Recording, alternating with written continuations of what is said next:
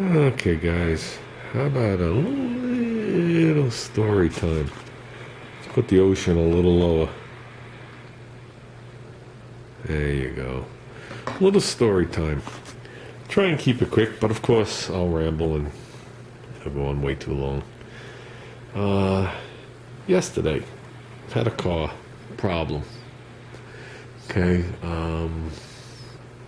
car kind of like kicked my butt for a very long time, like 5 hours.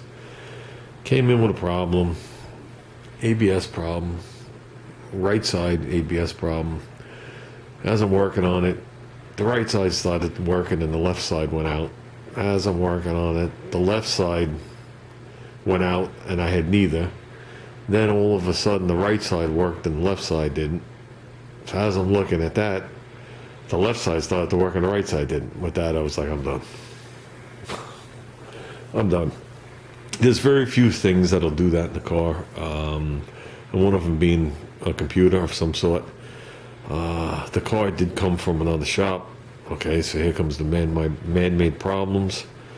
You look at the skid control ECU, and it's in plain sight, easy to get to. I mean, I could even put my big hands on it. Somebody went in there, it looked like with a kitchen knife, to say the least, and they wanted a pin check, and they decided, let's pin check right through the harness. But let's not put a tiny little pinhole in there with, any kind of tool that would do that.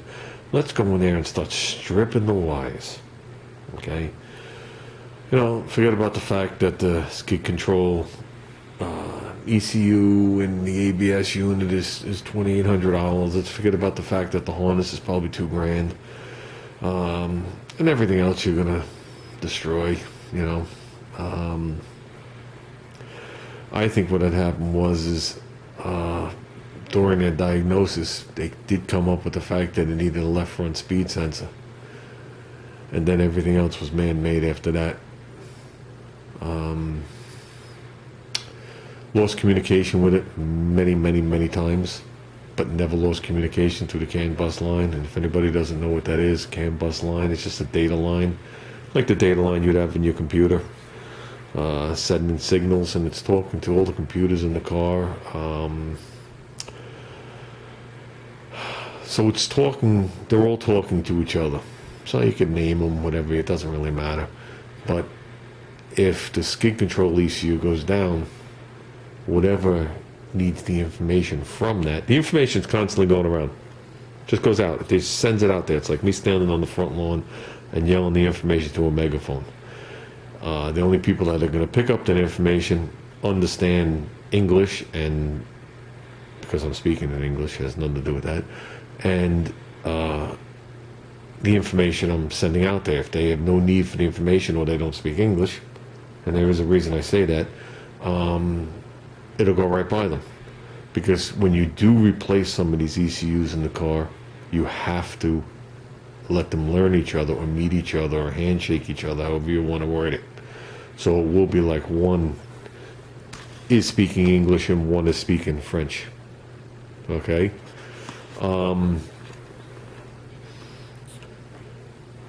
So when it was all said and done, I wrote a basic report and called it done. It was the end of the day. I left. I went for a bike ride. Phone starts ringing and ringing and ringing in my pocket. I keep taking it out. I'm like, I don't recognize this phone number. Put it back. Ringing. I don't recognize this phone number. I don't want to stop. I'm trying to get away from work. I don't know who's calling me. I'm not going to answer it. I just wasn't in the right frame of mind to speak to anybody. It turns out it was the customer through the shop calling me because they wanted more detailed information on what I had done, because the guy was a retired engineer. So to make a long story short, today I sat down through the phone. This is why you never give anybody your phone number, which he didn't have my phone number. They were doing this with the shop. But for a 20-minute conversation that started off with him telling me again that he was an engineer, and him telling me about all these voltage drops and all this stuff, and did I use a breakout box, and did I, on and on and on, and I let him talk, so I'm very polite. We did meet in the shop twice. We met when I put the car up in the air and the bottom of the car was so rotted that pieces were falling off it. He literally had nothing left to the brake rotors, stopping on about that much distance. That much of a contact area, not patch. So he was down to less than 1/4%, maybe 1/8 of a percent, 1/8 of his normal braking ability to begin with. Forget about the problems. And I wanted to make him aware of that because it was definitely a concern. We could fix the ABS, but you don't have any brakes, period. And I wanted to show him the heavy rust and what other issues that was going to cause, like all the rusted grounds in the car and on and on and on. And he thanked me, but he felt that had nothing to do with anything. And I was like, okay. Then I went to look at the skid control ECU, and I found, I guess we used the word hacked harness. That's not the way a professional does it. And when you see work like that, there's going to be other issues. And we call them man-made issues because they're not the original things. Man-made issues are when a car's in an accident and 4 months later, all of a sudden, half the lights don't work. Because the harness was pinched and all they did was move it to the side. And it fell back to where it was pinched and the body cut into it again. Those are all man-made issues. It's not a manufacturer's defect. And this car was well out of warranty. This car was 11 years old. But when I saw the harness like that, I figured, let me bring him back out there and show him this, because I would never want him to think that was my work. And I don't know this guy. And he's like, yeah, just like this. He's like, yeah, I know. And I was like, okay. And he goes, I know. The last person, they did not tell me they were going to move the insulation on the wires and blah, blah, blah, blah, blah. But don't worry. Now, bear in mind, the wires, they're 1/4 of an inch skinned and the insulation sticking up on them, and it's broken wires, broken strands, not broken through. And they were all in a ball. He's like, well, I don't think that's any of the problem. He goes, when you're done, I'll just get some of that liquid tape and put it on there. I'm like, oh. Okay.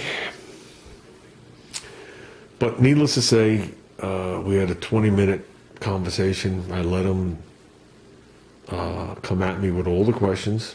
Nicely. It was a nice conversation. I actually had people standing around me listening to me. And for people that do know, and some people don't know, and there are people that do know for a reason, I have what they call, it's not a photographic, but I think in pictures. So everything I do is a picture. Okay?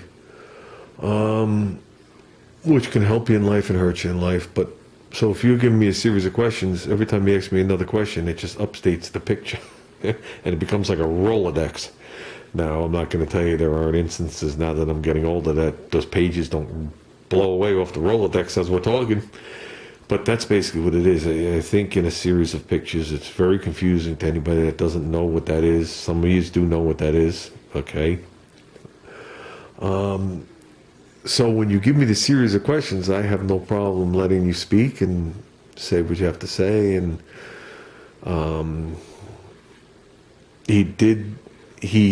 one of the first statements he said to me is, doesn't your manufacturer, he goes, I read the paperwork. I wasn't satisfied with what you wrote. I didn't write anything. It was actually the service advisor that wrote it. It was the first problem. And he goes, and going by what was wrong with the car,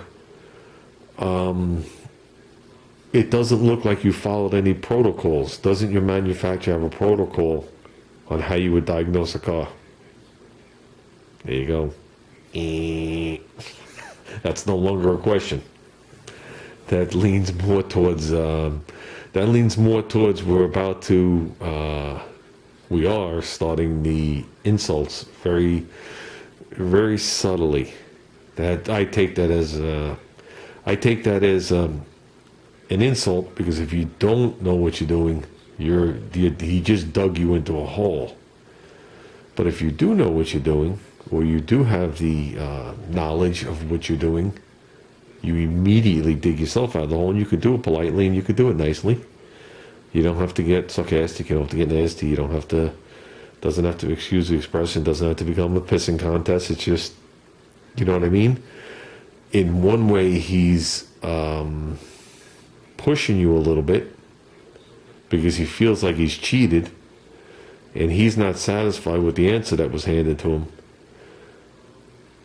In the other instance, he's not even sure who he's talking to yet. Not meaning me, meaning anybody. It could be anybody in life in any situation. And I let him finish.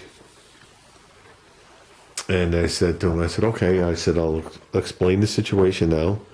And I went into detail. I can go into detail that'll put you to sleep if you want, or unless you want the knowledge. And I've always found when you have somebody that asks you a series of questions, especially with a little slight insult in there because they don't know your ability, okay, or your abilities, or they're doubting your abilities. As soon as you explain it, and as you're explaining it, you break it down even further and then further. So it's like breaking a rock into pebbles into small pebbles, and small pebbles into dust. The whole conversation changes from that point on because they talk to you a little different. They talk to you with a little bit more respect. So, needless to say, after 20 minutes of that, I dreaded that phone call all day long. Okay? But 20 minutes of that, the guy was actually thanking me. Okay? I explained where we were at. I explained the situation we had. He wanted to know if it needed the skid control ECU, and I said, I can't tell you that. And he goes, that part I don't understand. I said, well, how can I tell you that? I said, we're to the point right now where the problem is moving around the car. Okay? It doesn't matter what my gut feeling is at this point. I don't have the evidence that you require for me to tell you what it needs. And he says, okay, I can respect that. And he goes, I'm going to have to think about this and I'll get back to you. Now, the only thing I was recommending to him was further diagnosis. I literally gave the guy 5 hours free diagnosis because it went from one problem, and as soon as the problem started bouncing around, a lot of times you will go to a customer immediately and explain to them, listen, this is what's happening, this is where we stand. But the mood I was in, not a bad mood, but the mood I was in, I didn't want to do that. It almost became a challenge. Okay, I could probably count on one hand in my 35 years how many cars I was unable to repair for whatever reason. Okay, I could count on two hands, or possibly, I don't have three hands. I'll use somebody else's hand. I could possibly go to three hands if you include the ones where the customer, after an hour, said, I don't really have the money to go any further.